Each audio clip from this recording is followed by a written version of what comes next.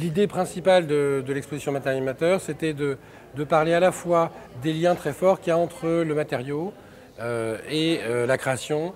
Donc l'idée, c'était de dire, de regrouper finalement trois matériaux très différents. Il y a le cuir d'un côté, il y a les verres technologiques de l'autre, il y a l'acier encore aussi, et de voir finalement quelles ont été les visions des...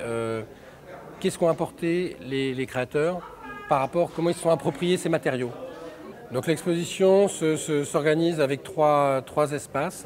Un espace qui est dédié au cuir et organisé par la Fédération française des tanneurs, avec un certain nombre de pièces de François Zambourg. Ensuite, il y a un deuxième espace qui sont les verres actifs de Quantum Glass, qui sont tous les verres interactifs ou intelligents. Donc plutôt quelque chose un peu high-tech. Au centre de tout ça, il y a le Café Tolix qui lui présente en fait l'ensemble des pièces de ce qui compose en fait une chaise.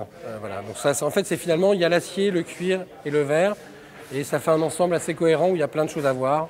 Donc ici, on est dans l'univers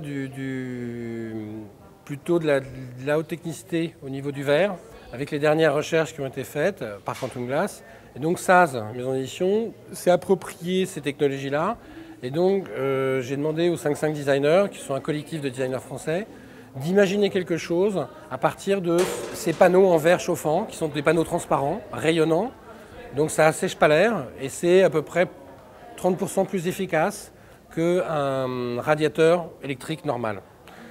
L'idée là des 5.5, c'est justement, comme le panneau, la chaleur est transparente, c'était d'imaginer plus un langage formel proche du paysage et finalement donc de trouver un système de fixation qui soit à la fois ludique et donc on ne peut plus parler vraiment d'un radiateur, mais c'est quasiment comme un landscape où finalement à composer soi-même.